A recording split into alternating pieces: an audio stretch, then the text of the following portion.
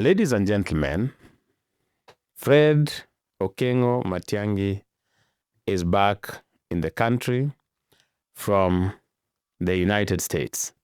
He arrived yesterday night, contrary to what people expected. Some people expected him to arrive during the day so that he was supposed to be received with a lot of pomp. But he chose to arrive at the night. It was actually a low-key arrival. Were it not for the media that traced him there and publicized this, nobody would have even known that Matiangi was back in the country.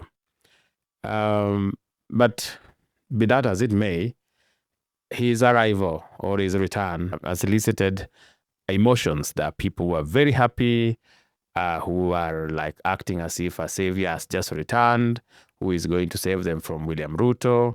There are those who are concerned and maybe terrified that perhaps William Ruto's one-term prophecy might become real. And of course, then we have those who are not bothered at all, who know that maybe Matiangi does not have even a fighting chance. I already did a video about Fred Okengo Matiangi, looking into whether he has what it takes to win the presidency. If you had not watched the video about Matiangi's presidential candidature, I have linked it here, and I will also link it in the description below so that you can have time and be conversant with the video. Ladies and gentlemen, in this video, I'm going to take a different approach. After all, so many things have also changed since the previous one. In this video, I'm going to try to answer the question, does Fred Matiangi have a fighting chance should he choose to vie come 2027? If that is something you're interested in, stay tuned, keep watching. And if you're watching this channel for the first time, just take a moment, subscribe to this channel so that anytime we release a video of this nature, you will be notified. Otherwise, let us just move right into the subject. Does Matiangi have a fighting chance? To answer this, ladies and gentlemen, we look at what gives a presidential candidate a fighting chance in the context of Kenya's politics.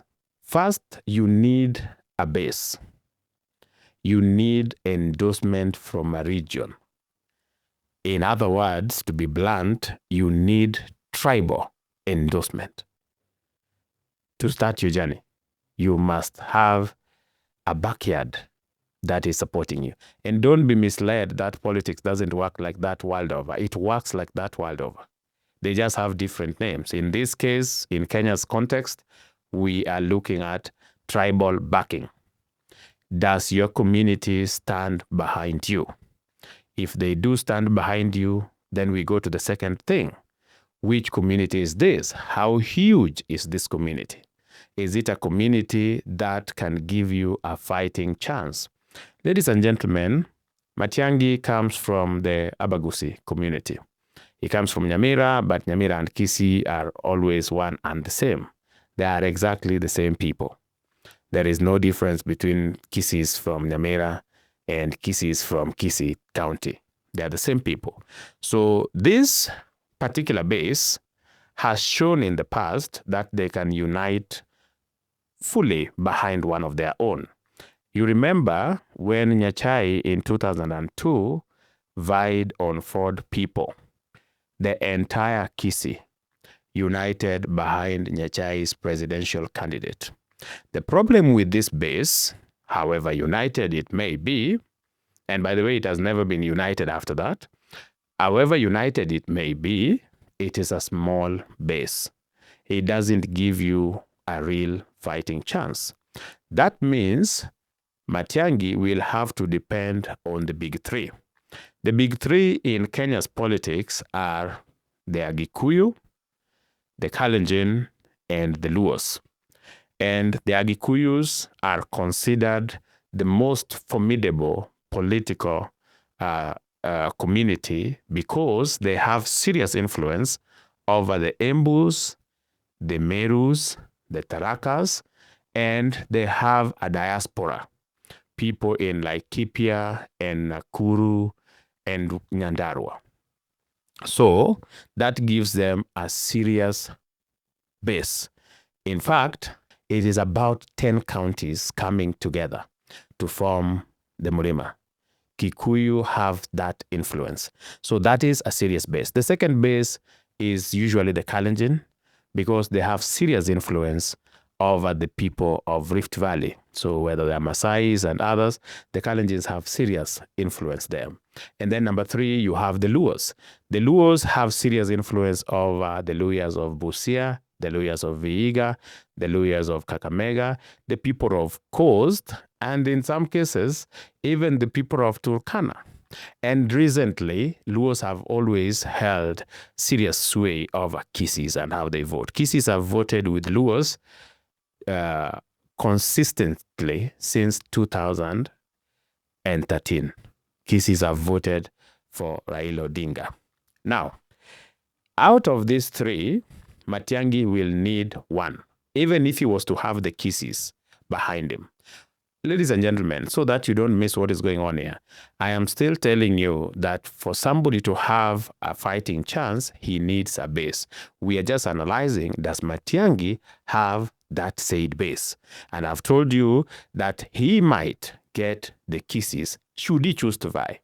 And I'm using this should he choose to vie very deliberately, because personally I'm persuaded that Matiangi is not interested in vying for president. But now let's go with, should he choose to vie, he will need a base. And Kisii, even if they were to fully stand behind one of their own, their son Matiangi, it will not be enough.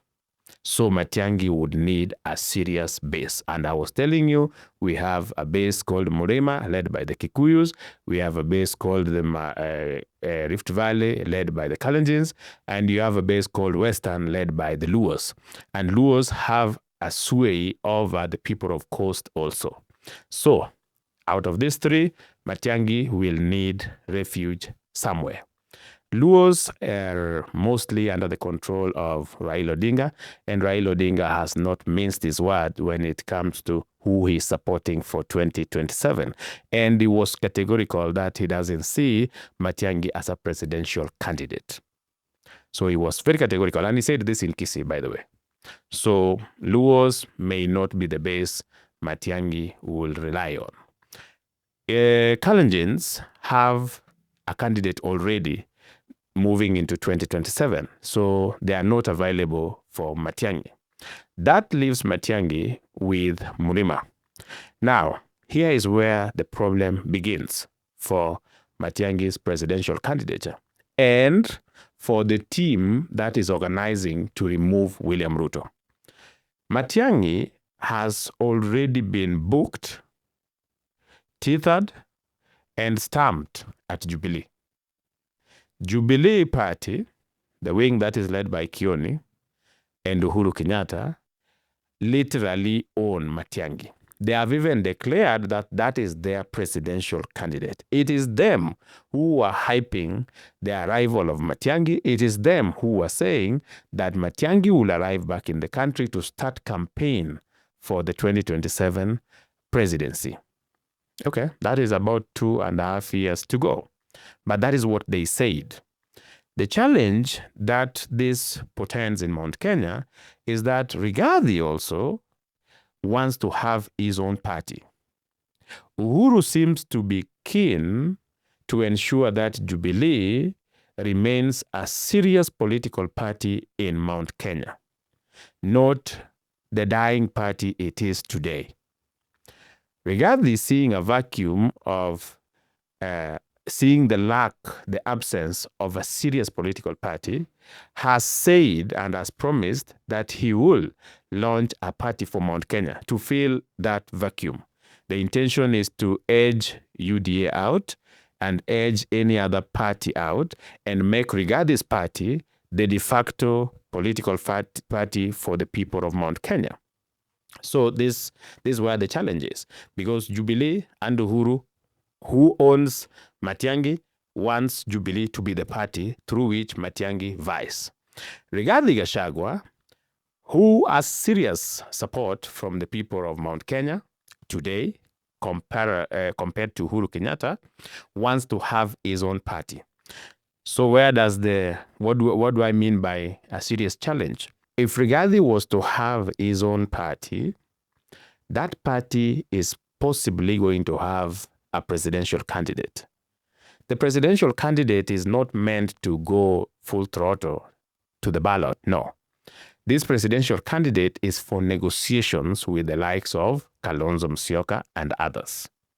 Because I believe Rigathi does not want to produce a presidential candidate come 2027. He wants to have a running mate that he controls. And there are two options when it comes to such running mates. He wants either Martha Karua or Justin Muturi.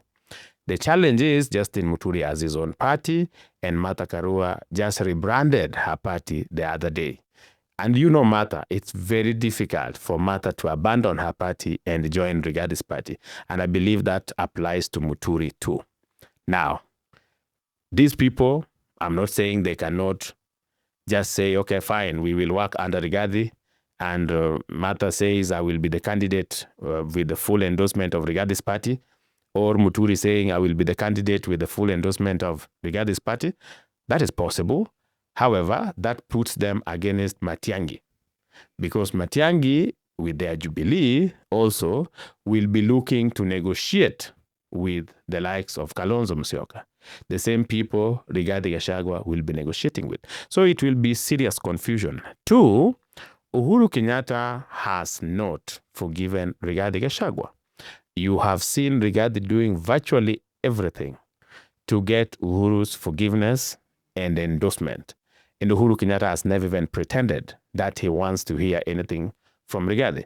If there isn't remarks by Jeremiah Kioni, the self-appointed Uhuru's spokesperson, he said that Moi left them with Mungiki, and now Ruto is leaving them with Itungatis. The Itungatis are the so-called patriots that Rigathi is leading.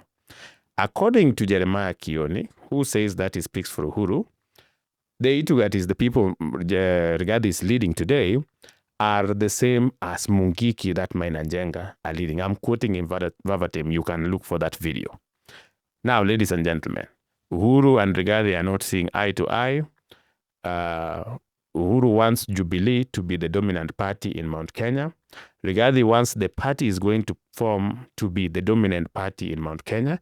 Rigathi is likely to have a candidate of his own, which will be going against Uhuru's candidate if he was to be the one behind, assuming he's the one behind Matiangi.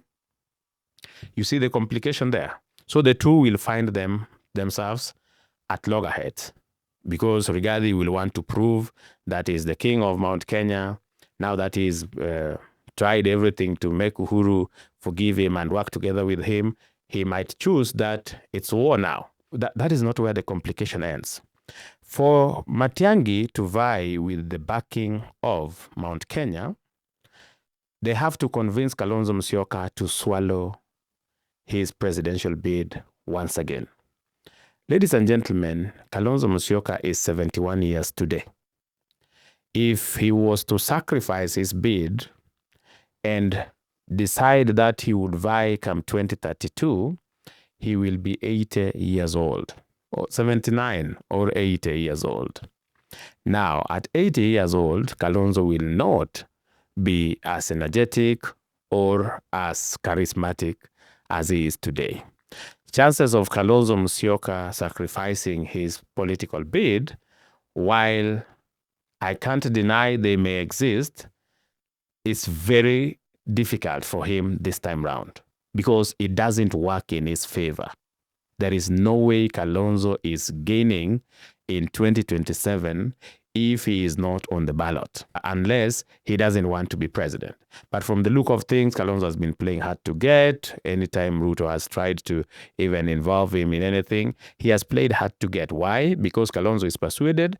For the first time, he has gotten the support of the Mount Kenya people that has been elusive for a very long time. Even though he has stood with Mount Kenya people in difficult times, when the opportunity came for them to reciprocate, they have never. But this time, Kalonzo is persuaded that the way things are playing, Mount Kenya are done with Ruto, and he might inherit that huge voting bloc. So Kalonzo Musyoka, I am persuaded, is convinced that he will be the candidate. And if any other arrangement will come, chances are that Kalonzo will go it alone. If he goes it alone, ladies and gentlemen, then there are some Kikuyus who will be like, we are dying with Kalonzo. He stood with our son Rigathi, etc. And there are others who will be like, oh, we are Gen Zs and we are dying with Matiangi. And that will divide that base. So it complicates things for Matiangi. The only other option is where Matiangi is not the candidate. He is just a running mate of Kalonzo Musyoka. They can have a deal. That is a very possible one. They can have a deal where Kalonzo is the candidate, Matiangi is the running mate, Uhuru and Rigathi put aside their differences and back this particular ticket. That means Martha Karua's political ambitions will have to either be renegotiated so that she can go for governorship, or knowing Martha, she might decide to still vie nonetheless.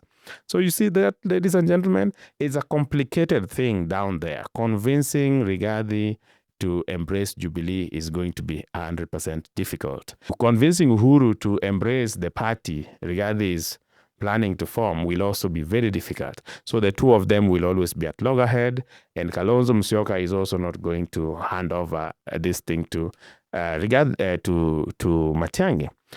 Add Eugene Wamalwa and the Natembeya guy, if they were serious candidates like Okiya Mutata, what are they going to tell the people of Western? What is innate for them? So it becomes a very complicated thing. That is why I was telling you that Matiangi, in my opinion, is not interested in vying. And if he is, then his plan is to scatter the so-called anti-Rutos. Yes, I said it. In my opinion, Matiangi is not planning to vie.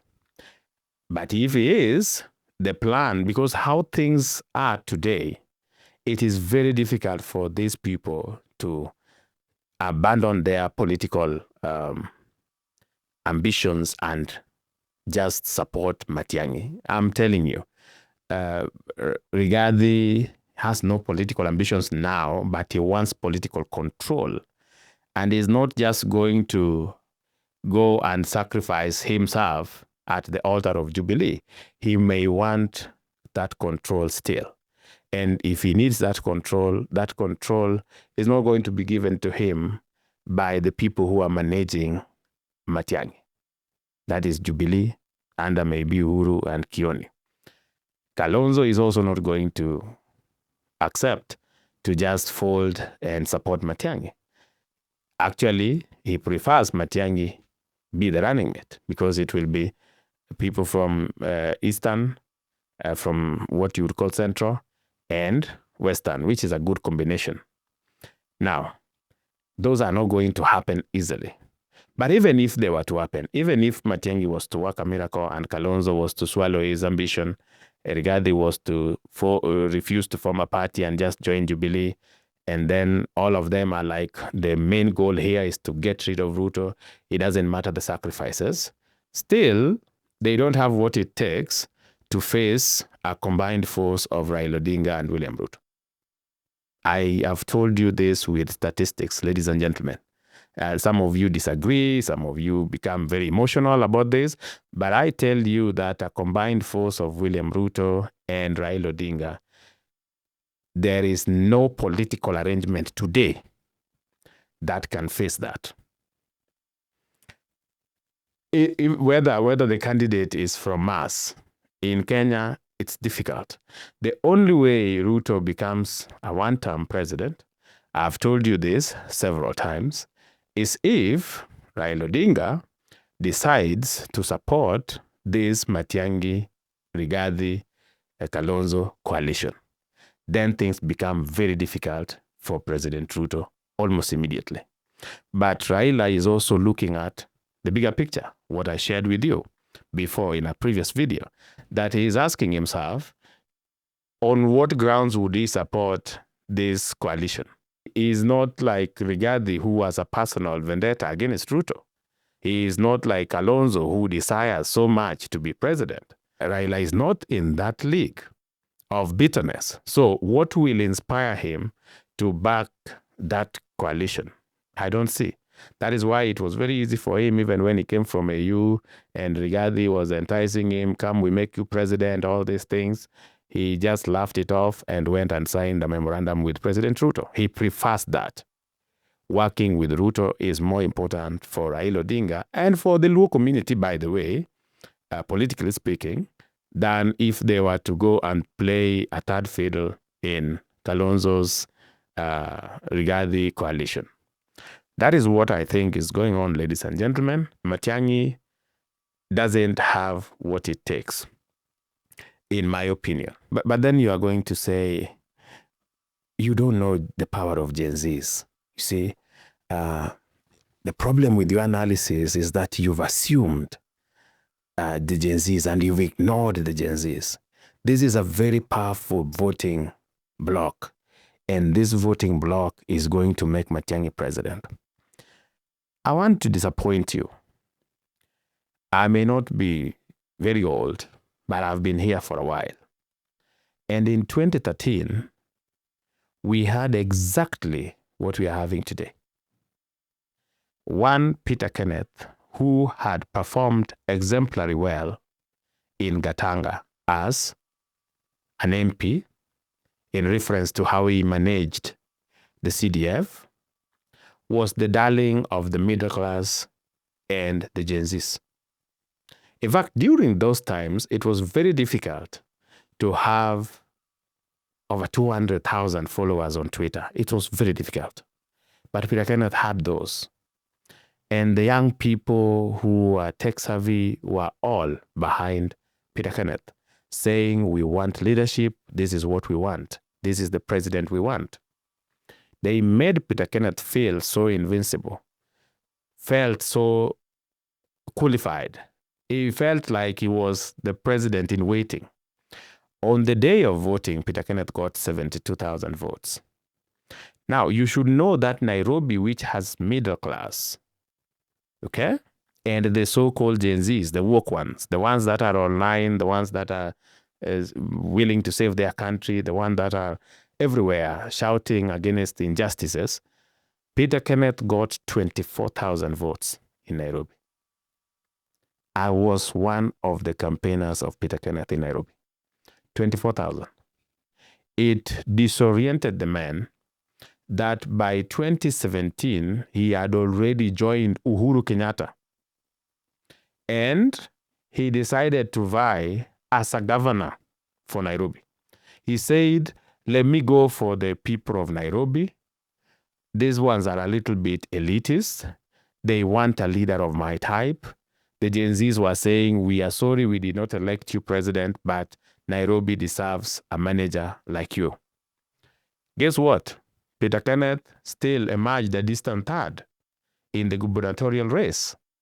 So when somebody comes to me and tells me that they are betting on support of the Gen Zs, I will always tell you that please find another joke. Because Gen Zs, I have told you, are people aged between 12 and 27 years. Okay? People born between 1997 and 2012. So these are very young people. Guess what? Do you know how many of them, in terms of percentage, are registered voters? Less than 10% are registered voters. And do you know how many of them vote? Very few. And when they vote along tribal lines. So when you sit somewhere and your hope is that I will get the vote of Gen Zs and I'm going to win, I say, please look for a plan B, because that plan A has high chances of failing. I am not ruling out miracles that Gen Zs for this time can decide and disappoint everyone else and prove us wrong. But I'm telling you, when it comes to politics, history matters. That is how people win. You win by looking at the facts, not emotions, not what you think will happen. And that's what I believe Matiangi knows. And if he is going to get into this race, it is purely for purposes of disintegrating the so-called anti-Ruto coalition. And if, let's say, in the worst case scenario, he's serious and is persuaded that he can win, he might end up like Peter Kenneth. Not win, be disappointed. And as you hear, the Gen Zs also have developed a certain habit where they don't want any fact that goes against their imagined belief that they are going to win or that they have the number. That's why you'll hear them saying, if our candidate doesn't win, kutachomeka, things like that. Those are things that people say when they have hubris, when they are persuaded that they are more important than they are actually. Because numbers don't favor them. There's nothing they can do. They cannot even. Gen Z's promised us to have their own candidate. Now they are going for somebody who is in his, who is approaching his 60s. So there's nothing new. Okay, that's why I don't take the Gen Zs seriously. With all due respect to the Gen Zs watching this, I don't take them as a serious voting bloc. Maybe later, but not now. History has taught me to be wiser. Otherwise, ladies and gentlemen, I would talk and talk and talk, and I don't want to take much of your time. What do you think about Matiangi? According to you, he has what it takes to win against Ruto? Or you believe if he's in this, he's just here for trial, or that you agree with me that he might not even vie? What do you think? Let me hear from you in the comment section. Let us engage. I don't own monopoly of ideas, so I want to hear what your position is. I might learn a thing or two. You might have learned a thing or two from this video. And by the way, if you found value in this video, drop a like and share it with friends. Otherwise, if you missed my previous video about Matiangi's presidential candidature, watch it here.